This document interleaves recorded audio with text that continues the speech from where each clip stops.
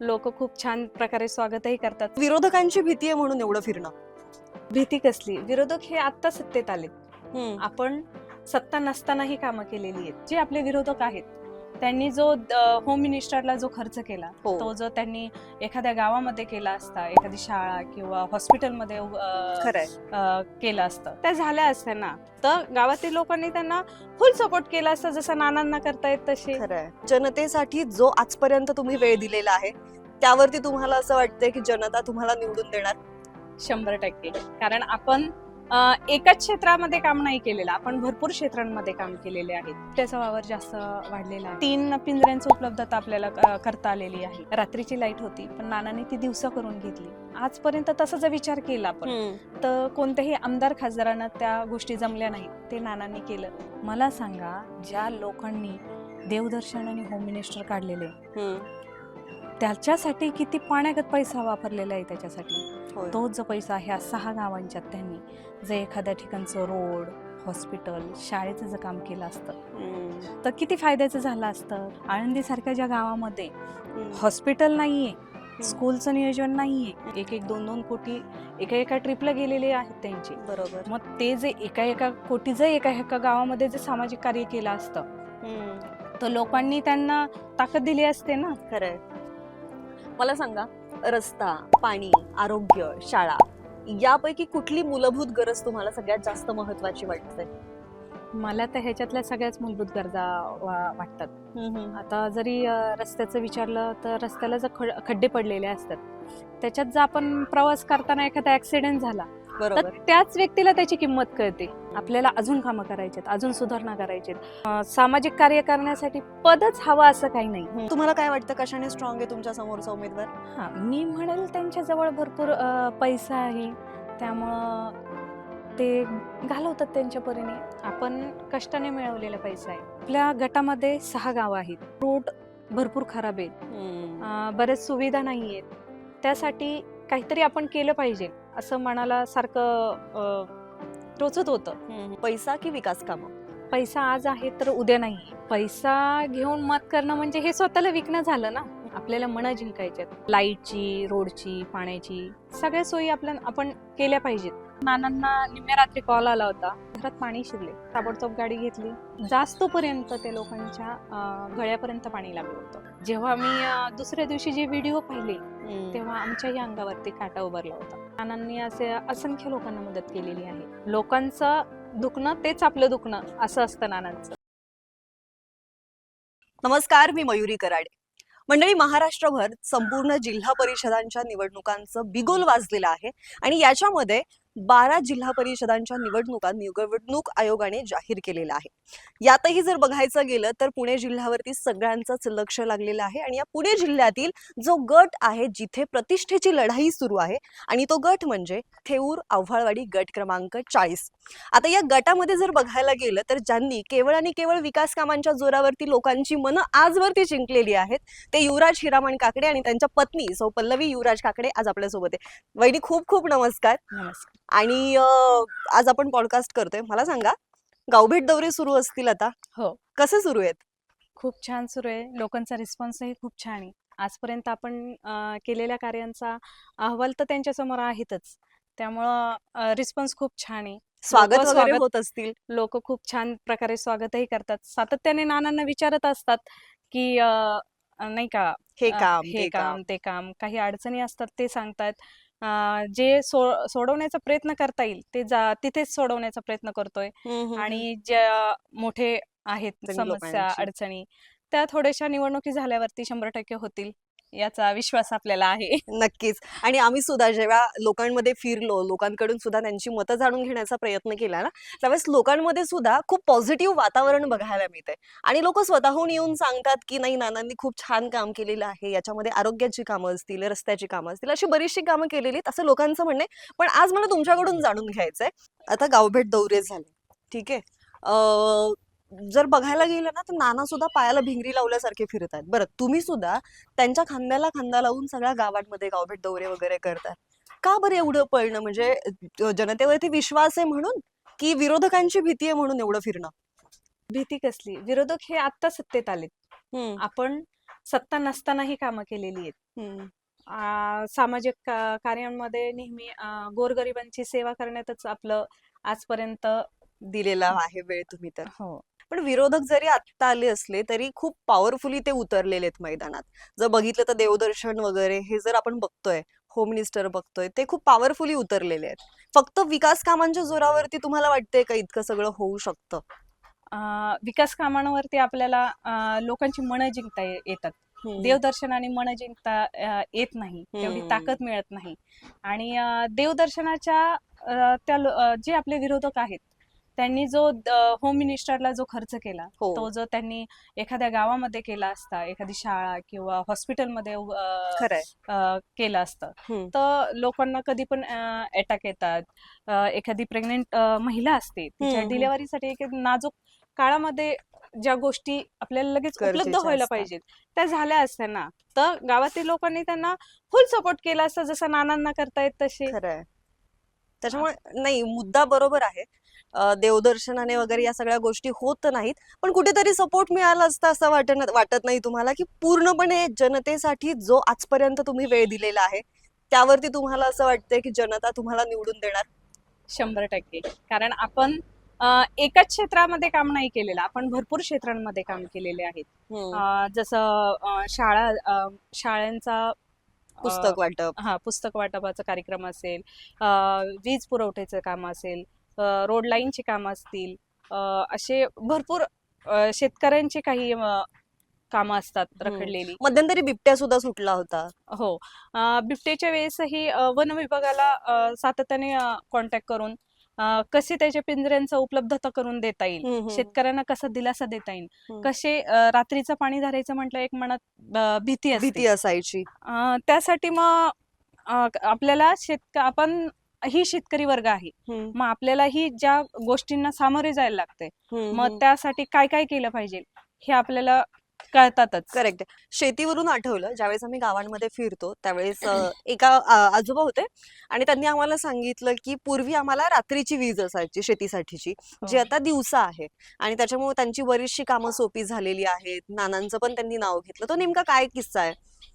आता सध्या बिबट्याचा वावर जास्त वाढलेला आहे, त्यामुळं ग्रामीण भागामध्ये लोकांना रात्रीचं पाणी धरायला लागतं. हो. मग त्यामुळं भीतीचं वातावरण झाले.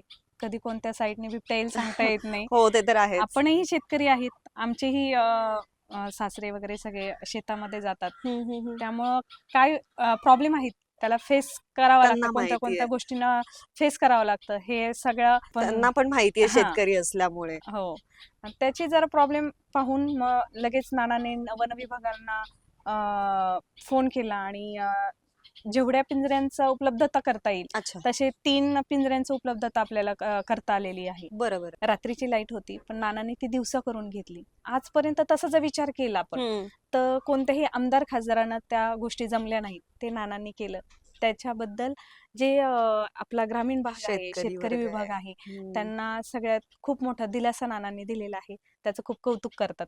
नाही, नक्कीच. ज्यावेळेस आम्ही लोकांमध्ये फिरतो त्याची पोचपावती ही आम्हाला सुद्धा ऐकायला मिळते आणि लोक आवर्जून नानांचं नाव घेऊन सांगतात की नाही, आता आम्ही बिनधास्तपणे शेतामध्ये जाऊ शकतो आणि आता बऱ्यापैकी गोष्टी सगळ्या सॉल्व्ह झालेल्या आहेत. आपण मगाशी देवदर्शनाबद्दल बोललो किंवा होम मिनिस्टर बद्दल बोललो. मला सांगा, हे मोफत आरोग्य शिबिर, औषधे वाटप किंवा इतर ज्या काही शिबिरांचं आयोजन तुम्ही केलेलं आहे, त्याऐवजी होम मिनिस्टर, देवदर्शन असे उपक्रम का नाही बरं राबवले तुम्ही? आपल्याला होम मिनिस्टर आणि जे देवदर्शन आहे हा क्षणिक आनंद असतो. मला सांगा, ज्या लोकांनी देवदर्शन आणि होम मिनिस्टर काढलेले त्याच्यासाठी किती पाण्यागत पैसा वापरलेला आहे त्याच्यासाठी. तोच जो पैसा ह्या 6 गावांच्यात त्यांनी जर एखाद्या ठिकाणचं रोड, हॉस्पिटल, शाळेचं जर काम केलं असतं तर किती फायद्याचं झालं असतं. तुम्ही विचार करा ना, आळंदी सारख्या ज्या गावामध्ये हॉस्पिटल नाहीये, स्कूलचं नियोजन नाहीये, मग त्या एखाद्या लेडीजची जर डिलिव्हरी आली महिलेची, तर तिच्या या नाजूक परिस्थितीमध्ये लांब जायचं म्हटल्यावरती कसं नियोजन करणार? तिथे बसची सोय नाहीये, रिक्षाची सोय नाहीये, गाडी आपल्याला मिळतीये 4 व्हीलर किंवा नाही मिळत हे नाही सांगू शकत ना आपण. सगळ्यांकडे असेल पण असं पण नाही. मग तो जो खर्च त्यांनी जो तिथे घातला, 1-2 कोटी एका एका ट्रिपला गेलेले आहेत त्यांचे. बरोबर. मग ते जे एका कोटीचं एका एका गावामध्ये जे सामाजिक कार्य केलं असतं, हम्म. तर लोकांनी त्यांना ताकद दिली असते ना. खरंय. मला सांगा, रस्ता, पाणी, आरोग्य, शाळा यापैकी कुठली मूलभूत गरज तुम्हाला सगळ्यात जास्त महत्वाची वाटते? मला तर ह्याच्यातल्या सगळ्याच मूलभूत गरजा वाटतात. आता जरी रस्त्याचं विचारलं तर रस्त्याला जर खड्डे पडलेले असतात, त्याच्यात जर आपण प्रवास करताना एखादा ऍक्सिडेंट झाला तर बरोबर. त्याच व्यक्तीला त्याची किंमत कळते खरंय. की रस्त्याला खड्डा पडलाय, मग तो रोड झाला झाला पाहिजे पाहिजे. म्हणून. तसं जर लाईटचा विचार केला तर ज्यांना रात्रीचं दिसत नाही हम्म. तर त्यांना त्याची किंमत किंमत कळते, कळते. असं खरंय. असतं. म्हणजे प्रत्येक गोष्ट, म्हणजे स्कूलमध्ये जर एखाद्याला ऍडमिशन नाही झालं तर त्याला त्याचीच किंमत कळते. अगदी खरंय. या गोष्टींकडे लक्ष द्यायची जास्त गरज आहे. तसं नानांनी आजपर्यंत जेवढं शक्य होईल तेवढं लक्ष दिलेलंच आहे, पण अजून आपल्याला त्याच्यात सुधारणा करायची आहे. त्यासाठी धडपड चालू आहे. आता या सगळ्या गोष्टींमध्ये नानांनी कुठल्या गोष्टीत जास्त काम केलेले असं तुम्हाला वाटतं? कुठल्या गोष्टीकडे काम करणं गरजेचं आहे असं वाटतं? म्हणजे रस्ता, लाईट, पाणी, शाळा. तसं सगळ्या जे क्षेत्र आहे, म्हणजे सगळे जे आहेत त्याच्यामध्ये सगळ्या नानांनी काम केलेलं आहे, पण हे थोड्या प्रमाणात झाले. आपल्याला अजून कामं करायचेत, अजून सुधारणा करायचेत.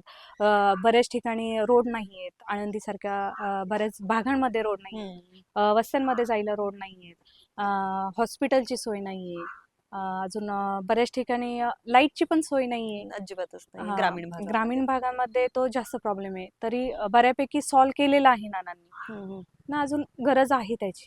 त्याच्यामुळे तुम्हाला असं वाटतं की पद किंवा सत्ता असेल तर या गोष्टींना कुठेतरी साध्य व्हायला? तसं मी तरी म्हणेल की सामाजिक कार्य करण्यासाठी पदच हवं असं काही नाही. आजपर्यंत आपल्याजवळ कोणतंही पद नसताना सुद्धा आपण कामं केलेली आहेत आणि इथून पुढेही करतच राहणार आहोत. त्यामुळं काही विषयच नाहीये वेगळा. पण आता तुम्ही जिल्हा परिषदेसाठी उतरताय, एवढ्या ताकदीनं तुम्ही तुमच्या समोर इतका स्ट्रॉंग उमेदवार असताना सुद्धा, हा आता तो स्ट्रॉंग कशाने आहे, तर तुम्हाला काय वाटतं कशाने स्ट्रॉंग आहे तुमच्या समोरचा उमेदवार? हा, मी म्हणेल त्यांच्याजवळ भरपूर पैसा आहे, त्यामुळं ते घालवतात त्यांच्या परीने. आपण कष्टाने मिळवलेला पैसा आहे, तर तो आपल्याला असंच वायाला नाही घालवायचा. होम मिनिस्टर, देवदर्शन वगैरे करून किंवा असे कोणतेही कार्यक्रम करून नाही घालवायचा. तर आपल्याला त्याच्यात गरजू लोकांवर खर्च करायचा आहे, सामाजिक क्षेत्रांमध्ये करायचा आहे, गावचा विकास करायचा आहे. मला सांगा की तुम्ही या थेऊर आव्हाळवाडी या गटातूनच लढायचं का ठरवलं बरं? आता या आपल्या गटामध्ये 6 गावं आहेत. आळंदी गाव झालं, थेऊर, कुंजीरवाडी, कोलवडी, साष्टे कोलवडी, आहे, साष्टे, मांजरी खुर्द, आव्हाळवाडी. आता या गावांमध्ये माझे भरपूर पाहुणे आहेत. अच्छा.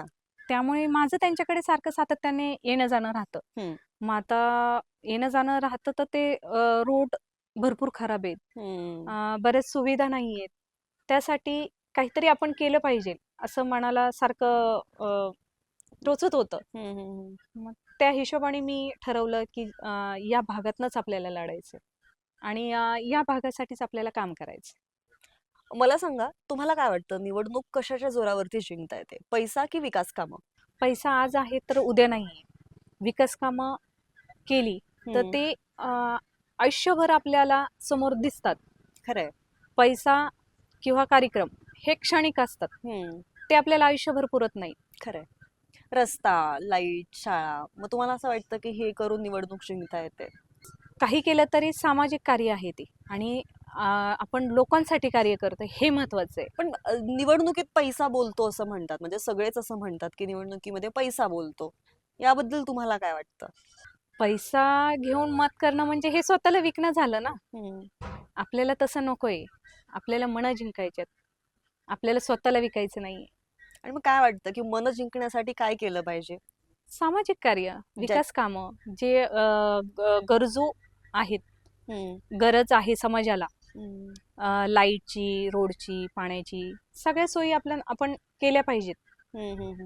मध्यंतरी थेऊरमध्ये पूर आला होता, प्रचंड पाऊस झाला होता. हो. आणि त्यावेळेसची एक घटना आहे जी मध्यरात्री 2च्या दरम्यान ज्यावेळेस नानांना फोन येतो आणि नाना निघतात, ते नेमकं काय काय घडलं होतं त्यावेळेस? ऍक्च्युली नानांना निम्म्या रात्री कॉल आला होता आणि नानांनी पहिला फोन रिसीव्ह केला तर लोकांनी फोन करत होते तर बोलले की घरात पाणी शिरले, आणि परत दुसऱ्या फोन कॉलवर बोलले की गुडघ्यापर्यंत पाणी शिरले. नानांनी कोणत्या क्षणाचा विचार नाही केला, ताबडतोब गाडी घेतली आणि त्या लोकांपर्यंत पोहोचले. पण तिथे गेल्यावर जास्तपर्यंत त्या लोकांच्या गळ्यापर्यंत पाणी लागलं होतं. आता त्या पाण्यात उतरायचं कसं? बचाव पथकांना कॉल केला आणि तातडीने त्यांना बोलवण्यासाठी रिक्वेस्ट केली. तेही पथकांचं मी खूप आभार मानन की ते एका तासातच तिथं पोहोचले आणि त्यांच्या मदतीने नानाही त्या पाण्यात उतरून त्या लोकांना कसं मदत करता येईल त्याचा प्रयत्न केला. लोक खूप ओरडत होते की वाचवा वाचवा म्हणून. पाऊसच एवढा भयंकर होता की समोरच दिसत नव्हतं. जनावर पण खूप काही बांधलेले होते ते तसेच राहिले, त्यामुळे त्यांना मृत्युमुखी पडले. असं खूप जीवाला लागण्याजोगी क्षण होता तो. जेव्हा मी दुसऱ्या दिवशी जे व्हिडिओ पाहिले तेव्हा आमच्याही अंगावरती काटा उभारला होता. यात आज जवळपास 2 दिवसांचा हा वेळ होता. आदल्या रात्री पूर आणि दुसऱ्या दिवशीचा पूर्ण दिवस. या दोन्ही दिवसांमध्ये नानांचा आणि तुमचा काही कॉन्टॅक्ट झाला होता की असं आहे, मी इथं आहे काही? नाही, घरून जाताना नाना लगेच गेले. मी त्याच्यानंतर सारखं कॉन्टॅक्ट करत होते त्यांना, की कारण पाऊसच खूप होता, रात्रभर झोपच लागली नाही. की ते बोलले होते 1 तासात येतो, पण ते 1 तासात आले नाही रिटर्न. त्यामुळे फोन करत होते पण ते रिसीव्ह करत नव्हते. त्यामुळे आपल्याही थोडीशी दगदग जाणवतेच.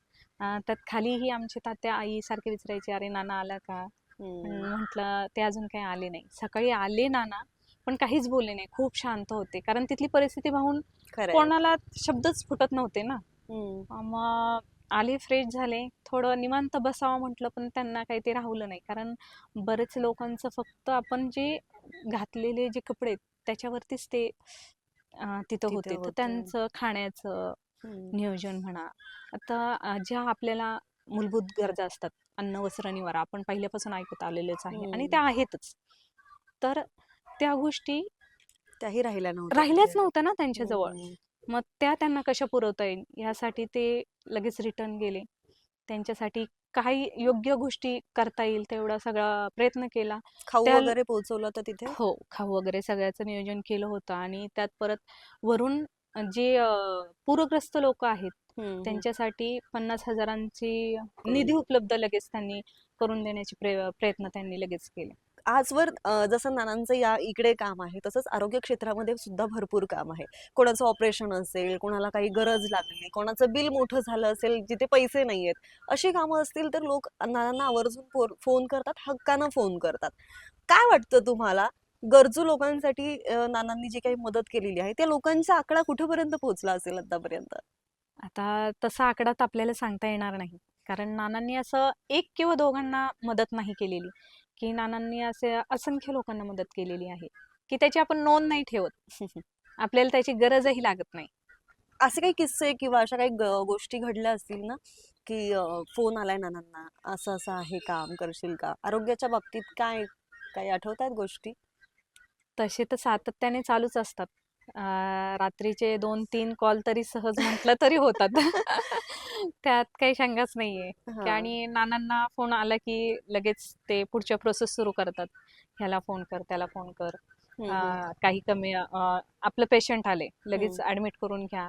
काही लागली गरज तर मी येतो तिथे आणि त्यांना मदत करायचं काम करतो. नाना नेहमी स्वतःच्या जीवाची काळजी करत नाही. आजारी पडले तरी त्यांना कळत नाही की आपलं काहीतरी दुखतंय. ज्या लोकांचं दुखणं तेच आपलं दुखणं असं असतं नानांचं. त्यांचा स्वभावच असा आहे की आपली जनता खुश, आपण खुश. मग अशा वेळी तुम्हाला असं वाटत नाही का की या माणसानं आपल्याला घरात पण लक्ष दिलं पाहिजे, वेळ दिला पाहिजे, असं नाही वाटत? आपल्या कोणत्या गृहिणीला वाटत नाही की आपल्या साथीदाराने आपली साथ द्यावी म्हणून? नानांनी जे गोरगरिबांना मदत केलेली आहे त्याचे आपल्याला नंतर त्याचे रिझल्ट मिळतात की नानांनी आमच्यासाठी हे केले. जेव्हा त्यांचं कौतुक होतं तेव्हा आपले डोळे भरून येतात. ते ऐकल्याच्या नंतर मनाला जे समाधान मिळतं ते आपल्या सुखापुढं काहीच नाहीये. नानांना मी आजपर्यंत काम करत आलेलं पाहिलेलंच आहे. तर आज मलाही संधी मिळतीये नानांबरोबर खांद्याला खांदा लावून त्यांच्याबरोबर काम करायची संधी मिळतीये. तर मलाही एक पाऊल पुढे टाकावं असं वाटतंय आणि खरंच गरजू लोकांना गरज आहे तिथं मी 100% उभं राहण्याचा प्रयत्न करेन.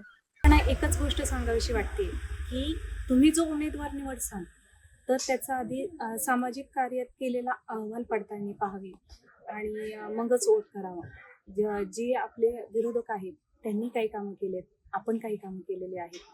आपण जे आजपर्यंत कामं करत आलोय, आपण लोकांच्या समस्या सोडवत आलोय आणि सोडवत आहोत आणि आपण सोडवणार आहे, अशाच लोकांना तुम्ही वोट करा एवढीच नम्र विनंती करेल.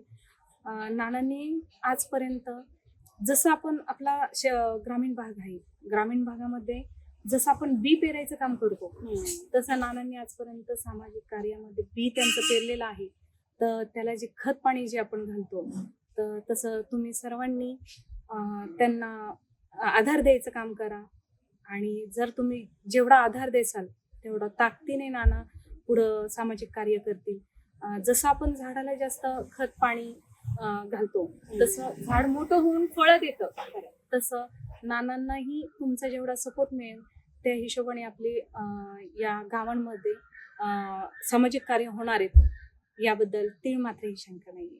त्यामुळे मी सुद्धा तुम्हाला सांगते की हा पॉडकास्ट ऐकल्यानंतर, नानांच्या कामांचा आढावा घेतल्यानंतर आणि आता स्वतः पल्लवीताई आपल्या सोबत आहे, त्यांनी सुद्धा आपल्यासाठी इतका वेळ दिलेला आहे आणि एकूणच नानांनी आजवर जे काही काम केलेलं आहे त्या कामाबद्दल आपण बोललेलो आहोत. आणि आता पल्लवीताई स्वतः उमेदवार आहे तिथल्या थेऊर अंबळवाडी गट क्रमांक 40 मधून. त्यामुळे मला स्वतःला सुद्धा असं वाटतं की पैसा काय आज आहे उद्या नाहीये.